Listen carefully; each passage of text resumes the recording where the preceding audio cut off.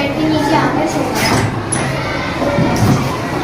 पेड़ के ऊपर बंदर बैठे हुए थे।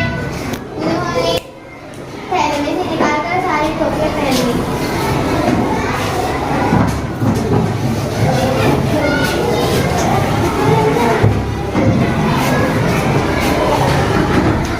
जब रामलाल की आँख खुली तो रामलाल इधर दोनों में टोपियाँ कहाँ गई?